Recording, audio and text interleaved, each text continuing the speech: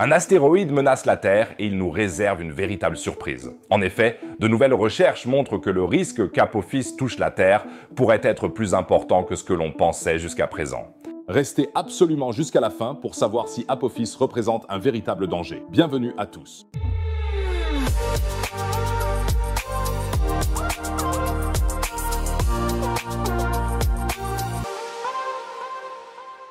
Imagine que tu prévois un voyage, tu prépares ta valise, tu vérifies l'itinéraire à travers les Alpes et tu te réjouis déjà de l'Italie. Mais juste avant de partir, tu frôles le rétroviseur d'une autre voiture avec ta voiture. Soudain, tout est différent. Tu devras peut-être même annuler ton voyage. Il en va de même pour l'astéroïde Apophis. Sauf que dans son cas, la Terre est la destination de voyage ou, mieux dit, la cible de collision, et nous, les humains, serions les hôtes involontaires. Pour que je puisse atteindre les 100 000 abonnés d'ici là, suis la chaîne dès maintenant, c'est absolument gratuit. Tu ne manqueras plus jamais une nouvelle vidéo de science et tu m'aideras à atteindre le grand objectif. Merci à tous.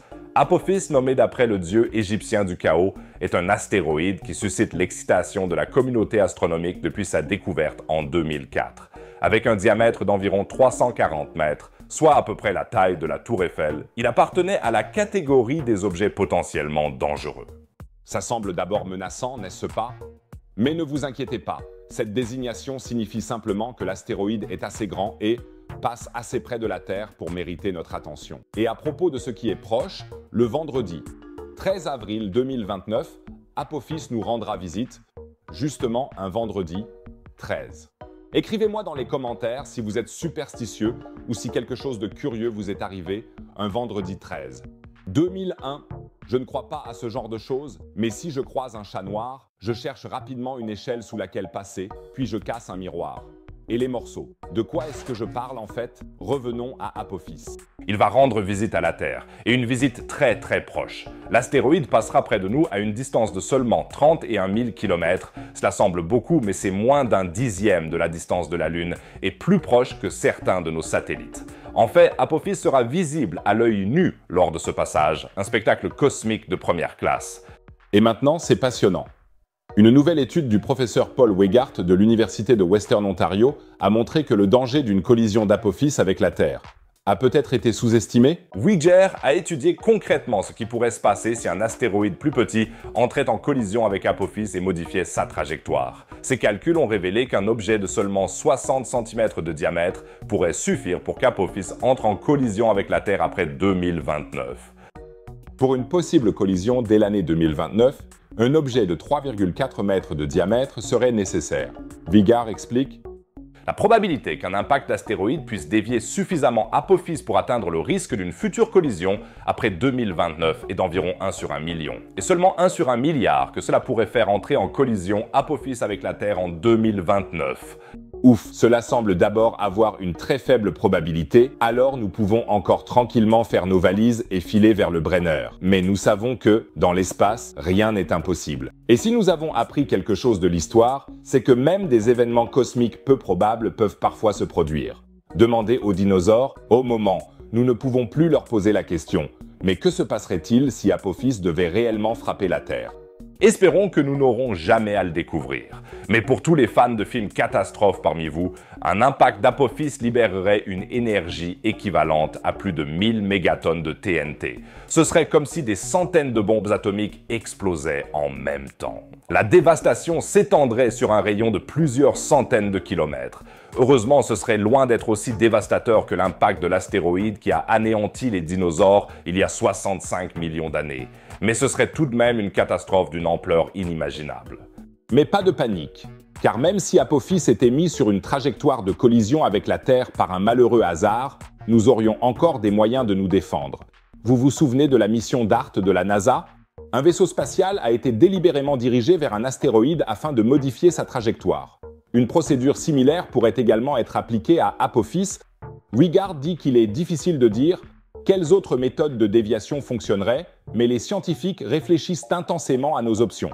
Et il existe encore d'autres idées sur la façon de dévier un astéroïde, de la méthode brutale consistant à le détruire avec une bombe atomique à l'idée étonnamment subtile de peindre un côté de l'astéroïde en noir, Cela lui permettrait d'absorber davantage de rayons solaires, ce qui pourrait déplacer son centre de gravité et ainsi modifier sa trajectoire. L'idée de peindre un astéroïde en noir pour le détourner de sa trajectoire est basée sur un concept appelé l'effet Yarkovsky. Cet effet décrit comment le rayonnement solaire peut influencer la trajectoire d'un corps en rotation dans l'espace.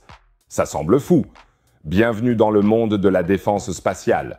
Le survol d'Apophis en 2029 sera donc un événement scientifique d'une valeur inestimable. Des plans sont déjà en cours d'élaboration pour utiliser des vaisseaux spatiaux et des satellites afin d'étudier l'astéroïde de très près. C'est vraiment une occasion unique d'en apprendre plus sur la composition et la structure des astéroïdes. Vigert résume ainsi la situation.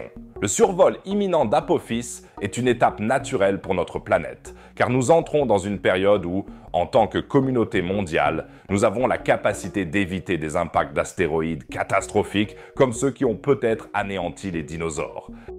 Même si la probabilité d'une collision est extrêmement faible, l'histoire d'Apophis nous montre à quel point il est important de garder un œil attentif sur l'espace qui nous entoure. Qui sait, peut-être découvrirons-nous un jour un astéroïde qui pourrait vraiment devenir dangereux. Ou alors Apophis sera dévié et nous serons alors heureux d'avoir appris à gérer de telles menaces cosmiques grâce à des astéroïdes comme Apophis. Il est intéressant de noter qu'Apophis n'est pas le seul astéroïde qui nous rendra visite dans un avenir proche. La NASA a toute une liste d'objets qui passeront près de la Terre dans les années et les décennies à venir. Aucun d'entre eux ne représente un danger immédiat, mais ils offrent tous de précieuses opportunités pour la science. Et un aspect particulièrement fascinant de l'histoire d'Apophis est la manière dont elle démontre nos capacités à prédire et à observer des objets célestes. Lorsqu'Apophis a été découvert en 2004, il y avait d'abord des craintes qu'il ne collide avec la Terre en 2029. Mais avec chaque nouvelle observation et les calculs qui en découlent, il est devenu clair qu'il nous manquerait, même si c'était de très peu. Cette précision dans l'observation et les calculs astronomiques est tout de même impressionnante. Imagine que tu lances une balle de tennis et que tu puisses prédire exactement où elle va atterrir dans une semaine. Et cela, bien que la balle soit en mouvement constant et soit influencée par différentes forces. C'est similaire avec des astéroïdes comme Apophis, sauf qu'ici nous parlons de distance et de période cosmique. Et en parlant de temps, sais-tu depuis combien de temps Apophis est en route? Les scientifiques ne le savent pas non plus exactement. Mais les astéroïdes comme lui sont souvent des vestiges de l'époque de la formation du système solaire. Cela signifie qu'Apophis pourrait très bien avoir 4,5 milliards d'années. Et comment observons-nous précisément des astéroïdes comme Apophis? Il existe différentes méthodes pour cela. D'une part, les astronomes utilisent des télescopes optiques pour le photographier et déterminer sa position dans le ciel. D'autre part, on utilise aussi des radiotélescopes qui émettent des ondes radar et mesurent leur écho. En fonction du temps que met l'écho à revenir et de la force du signal, les scientifiques peuvent alors déterminer très précisément la distance, la taille et même la forme de l'astéroïde. Ces observations sont super importantes, car plus nous connaissons l'orbite d'Apophis, plus nous pouvons estimer s'il pourrait représenter un danger à l'avenir. Et si jamais cela arrivait, nous aurions encore suffisamment de temps pour prendre des mesures. Et à propos de mesures, savez-vous qu'il existe un département à la NASA qui s'occupe uniquement de la défense contre les astéroïdes?